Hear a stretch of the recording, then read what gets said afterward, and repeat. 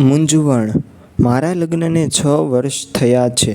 હું સંભોગ કરતાં પહેલાં મારી પત્નીને મુખ મૈથુન કરું છું. એને કારણે તેને સંતોષ મળી જાય છે. હું 22 વર્ષનો કુંવારો યુવક છું. 16 વર્ષનો હતો ત્યારથી હસ્તમૈથુન કરતો હતો, પરંતુ છેલ્લા 2 વર્ષથી મારું લિંગ ઉત્તેજિત નથી થતું અને 5 વર્ષના છોકરાના લિંગ જેટલું નાનું થઈ ગયું છે. મેં ઘણી આયુર્વેદિક દવાઓ લીધી છે, પણ કોઈ ફરક નથી પડ્યો. મને ઘણીવાર આત્મહત્યા કરવા સુધીના વિચાર આવી જાય છે. 2 મહિના પછી મારા લગ્ન થવાના છે. મને ડર છે કે આને કારણે મારું લગ્ન જીવન પડી ન ભાંગે, એટલે મને આનો યોગ્ય ઉપાય બતાવશો. એક યુવક અમદાવાદથી છે. તમે જેટલું ધ્યાન ઇન્દ્રિય પર કેન્દ્રિત કરશો એટલી એ ઉત્તેજિત નહીં થાય. જેટલા બેફિકર થશો એટલે ઓટોમેટિક એમાં વધારે ઉત્તેજના આવશે. સૂતેલી અવસ્થા ઇન્દ્રિયની સાઇઝ ગમે એટલી થઈ જાય, 5 વર્ષ નહીં 5 મહિનાના બાળક જેટલી થઈ જાય તો પણ કશો ફરક પડતો નથી. એનું કારણ એ છે કે સૂતેલી ઇન્દ્રિય માત્ર પેશાબ માટે કામમાં આવે છે, સંભોગ માટે નહીં. ભૂતકાળમાં કરેલા હસ્તમૈથુનની કોઈ જ વિપરીત અસર ભવિષ્યમાં તમારી જાતીય જિંદગી પર નહીં પડે. જો પડશે તો પણ સારી પડશે. એનાથી ફાયદો થશે, નુકસાન નહીં થાય.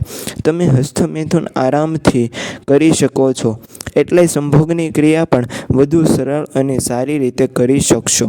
હું 28 વર્ષનો પરિણીત પુરુષ છું. મારા લગ્નને 6 વર્ષ થયા છે. હું સંભોગ કરતાં પહેલાં મારી પત્નીને મુખ મૈથુન કરું છું. એને કારણે તેને સંતોષ મળી જાય છે. આવું અમે છેલ્લા 6 વર્ષથી કરીએ છીએ. આનાથી અમને કોઈ નુકસાન થાય ખરું? બીજું, તેને સંતોષ આપ્યા પછી હું યોનિ પ્રવેશ કરું છું ત્યારે મારું સ્ખલન જલ્દી થઈ જાય છે. એને કારણે મને સંતોષ નથી થતો. મને અઠવાડિયામાં એકવાર અને પત્નીને મહિને એકાદ વાર સંભોગ કરવાનું મન થાય છે. તો તેની ઈચ્છા વધારવા શું કરવું એ જણાવશો. એક પુરુષ, સુરતથી.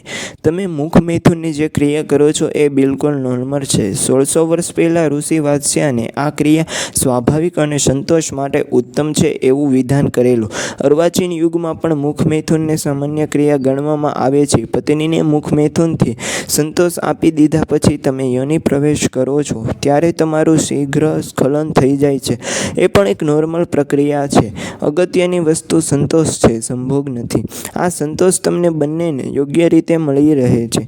જો કે તમારી પોતાની ઈચ્છા હોય અને સંભોગ લાંબો ચલાવવો હોય તો એના સફળ કિમિયા પણ છે, પરંતુ હમણાં એની આવશ્યકતા મને નથી લાગતી. મુખ મૈથુન કરવાથી તમે બંને નુકસાન થવાની કોઈ શક્યતા નથી, બલકે આનંદમાં અભિવૃદ્ધિ થવાની શક્યતા પૂરેપૂરી છે.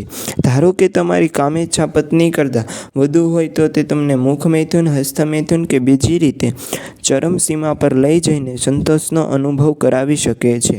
લગ્નમાં કમ્પેનિયનશિપ, એડજસ્ટમેન્ટ અને સહકાર એ બહુ મહત્ત્વની વસ્તુ છે. સંતોષ માત્ર મૈથુનથી જ મળે છે એવું જરૂરી નથી. તમે ઇતર રીતે પણ સંતોષ અનુભવી શકો છો.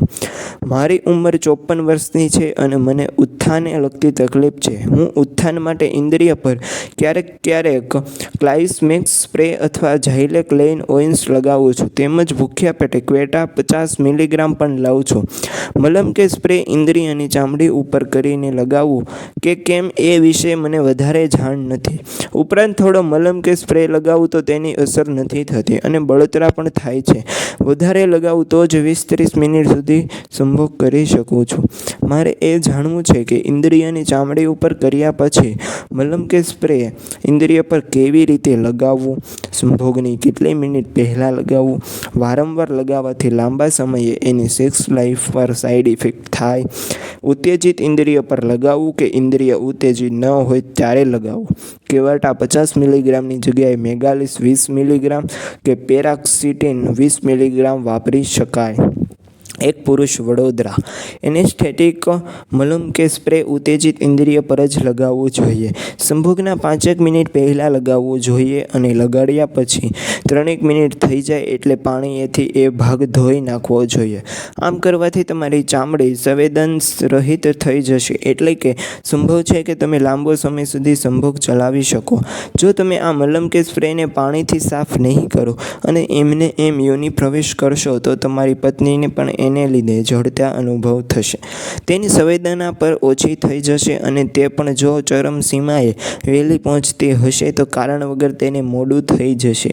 આ તમારા હિતમાં નહીં હોય, કારણ કે તમારી પત્ની સમસ્યા સઘન સ્ખલનની છે. એમાં જો પાર્ટનરને વધુ વિલંબ થાય તો તમારી સમસ્યા ઓર વધી જશે. યોનિ પ્રવેશ પહેલાં ઇન્દ્રિયને પાણીથી ધોઈ નાખવાથી તમારા પત્નીની કન્ડિશન યથાવત રહેશે અને તમે એનેસ્થેટિક મલમ કે સ્પ્રેને કારણે સ્ખલનને વિલંબિત કરી શકશો.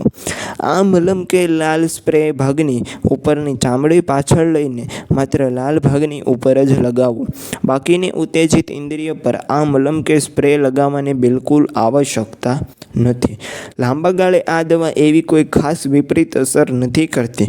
ક્વેટા ન મળે તો પેનિગ્રા, મેગાલિસ, સુહગ્રા વગેરે કોઈ પણ દવા લઈ શકાય. આ બધી દવાઓ વાયગ્રા ભાઈ બહેન જેવી ગોળી છે. આ ગોળી ભાર પેટે લેવી જોઈએ અને સંભોગના 1 કલાક પહેલાં લેવી જોઈએ. 24 કલાકમાં એક ગોળી લેવી જોઈએ. ઇન્દ્રિયના ઉત્થાનમાં મદદ મળે છે. પેરોક્સિટિન શીઘ્ર સ્ખલન અને વિલંબિત કરે છે. એ બિલકુલ મદદરૂપ નથી. ગોળી પ્રિસ્ક્રિપ્શન ડ્રગ્સના કારણે ડૉક્ટરની સલાહ હિતાવહ છે.